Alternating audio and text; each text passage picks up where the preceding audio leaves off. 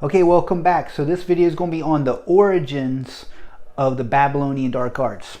There's a lot of people online that's kind of covered a little bit of this, but they haven't quite tied the two things together yet of what I want to say about it, which is the story of the fallen angels, the Nephilim and all that stuff. You can look all that up online. There's such great teachers out there. I'm going to cover a little bit of it because it's necessary, but there's so many specialists out there that just major on this, so I'd research it out. So the Babylonian dark arts, what happened was when Lucifer rebelled, he also took a third of the angels with him. It says that he drew them with his tail. His tail is through seduction and separation. That's all he has to work with. Seduction is where he promises you life, liberty, and peace and justice, right?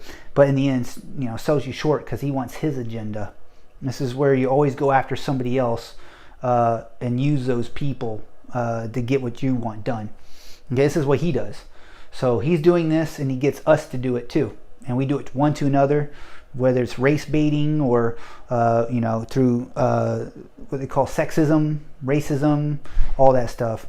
So it happens in our culture and everything today because of Lucifer. And the way that works, those things that he learned, the dark scales, because he knew both good and evil, and he decided to use the evil to try to he created that to birth. He birthed iniquity to try to take over. He wanted what God had. So he wanted God's position. He said, I'll be like the Most High, meaning not like I'm going to be just like you in behavior and everything. I mean, I want everything you got, and I want all your worship. But the thing is about, and I'll say this real quick as a side note, the thing is about God's worship is a wheel. And the devil's worship isn't a wheel. It's more of, it's a pyramid. It's not a four square where God gives out and it comes back. He wants to take, it's like a locust or a leech. He just sucks it. I just want all your worship. I'm not going to give you none of it. You're not worthy of it. Only I am. Whereas God praises you back for being a good and faithful servant. Well done. Well done. God loves us, and then we love God, and he loves us. He loves us first. And God set that up to show the devil the way he is and how he missed it. But the devil can't go back. And there's other things I want to talk about this too, is that as another side note, the reason why the devil got judged when Jesus did what he did on the cross. But why did it take so long for God to judge the devil? And why did God judge the angels that left their first habitation right away? There's a reason for that.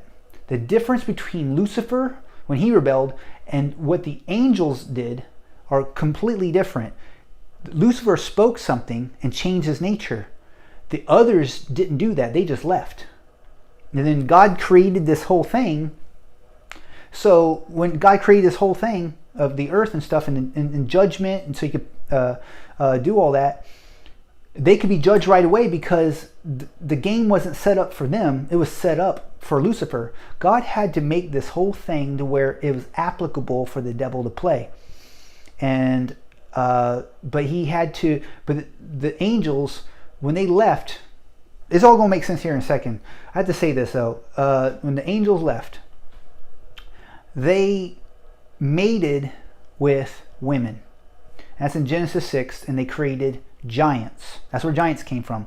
Because in Genesis 3:15, God said, I will put an enmity between you and the woman, between your seed and her seed. It shall bruise your head, and you shall bruise his heel. But it says, I'm going to put an enmity between you and the woman, between your seed and her seed. So the devil has a seed.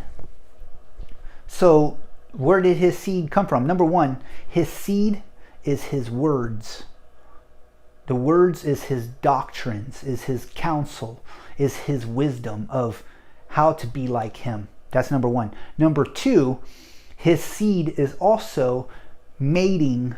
He had to stop the woman's seed, which was Jesus was going to come through the seed of the woman. Seed of the man, but it was in her belly, right? But Jesus was going to come And when Jesus comes, he's going to put the devil below his feet. And that's where the glory shines off, and actually literally he's going to be down there in the furnace, and the glory is going to be his seal that comes off of us.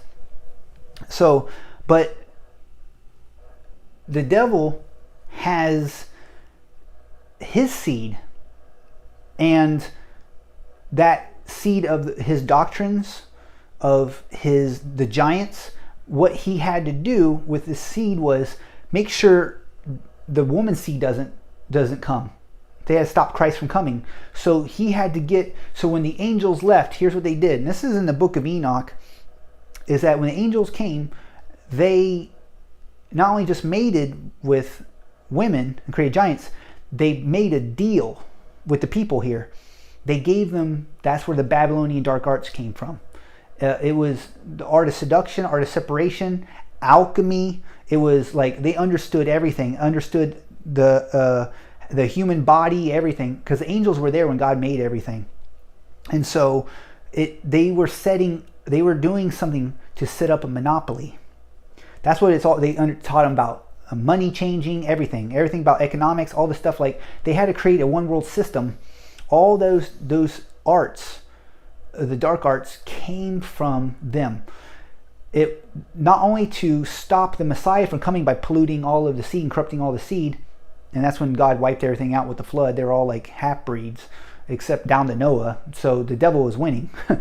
So God flooded everything, but the DNA came, and the chromosomes of that came through the flood, and it multiplied again. That's where all the giants in the land of Canaan, the Canaanites, the Hittites, the Perizzites, the Jebusites, all that like David and Goliath, David ended up wiping them all out. But, and a lot of people, you know this, I'm just kind of giving a backstory real quick. But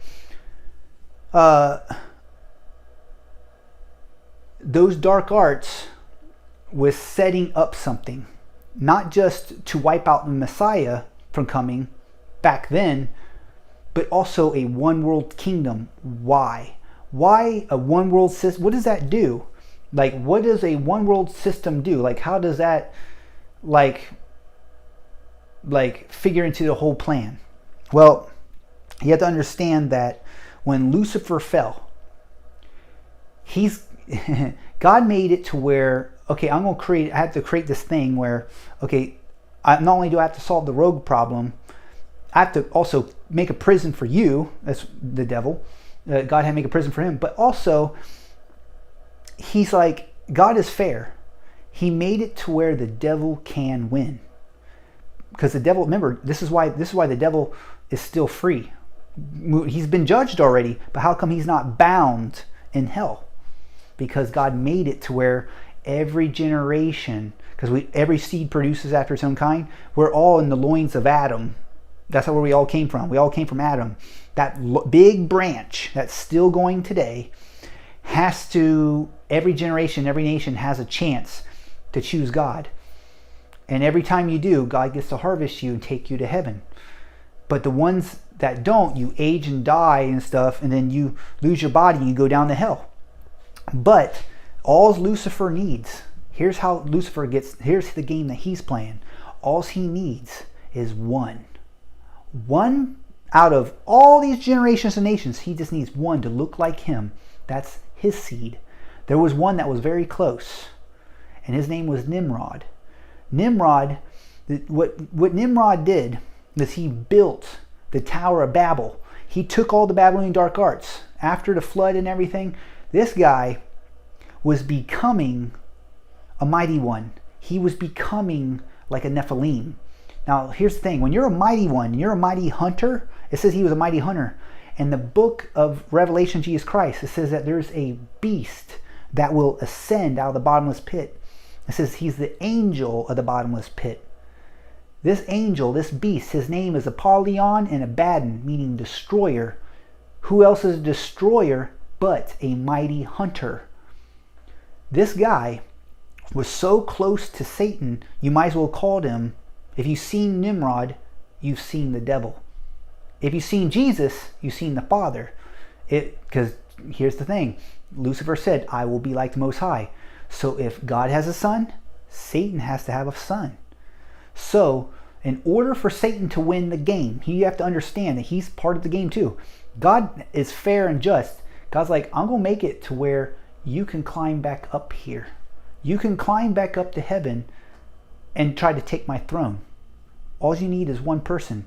Because he had to make it that way, because it has to be applicable for what Lucifer spoke.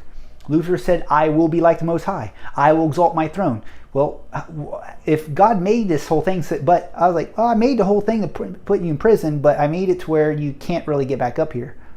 No, then God would be a liar, and he'd be like the devil.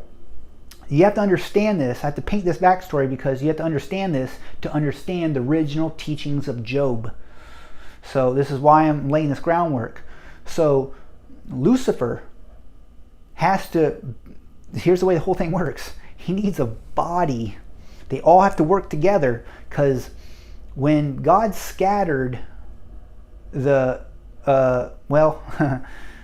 okay, so the way God made the whole thing is that everybody has a different gift, right? A different talent, a different ability.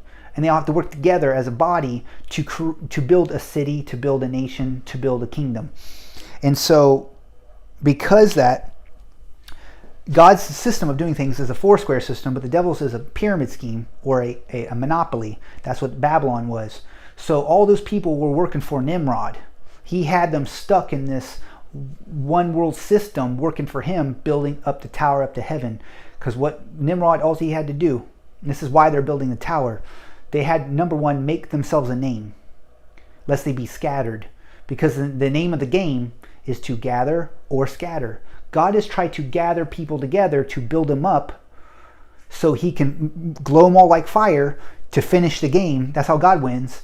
He glows them all like fire, and the whole earth is covered with the glory of the Lord. And when that happens, when every generation finally serve God, it seals the devil in the pit. But what the devil has to do is get the whole earth covered with the shadow of death. Make sure that you do not form Christ. Make sure no one glows like fire. Because the way it works is that substance is the walking ground. If man is full of the Babylonian dark arts, it radiates a different kind of crown. It radiates the stone of darkness, to where the devils can move up and down, to and fro, in the midst of the shadow of death. But the angels move up and down, to and fro, in the stones of fire. So basically, where that presence of the devil goes, that energy, it allows demons to move. They just occupy those spaces. When God has his people doing it, the angels occupy those spaces, and it begins to shove or scatter or push out, make the devil go away, to where finally, when he covers that ground and occupies that space so much there, he has to squirm his way down into the furnace, and he's done. That's what's coming. That's God's end. But so basically, heaven comes to earth. The hell is trying to make itself go up to heaven. So the devil has to. This is why the Tower of Babel. So he has to get everyone brainwashed. So he has to take away the story of life.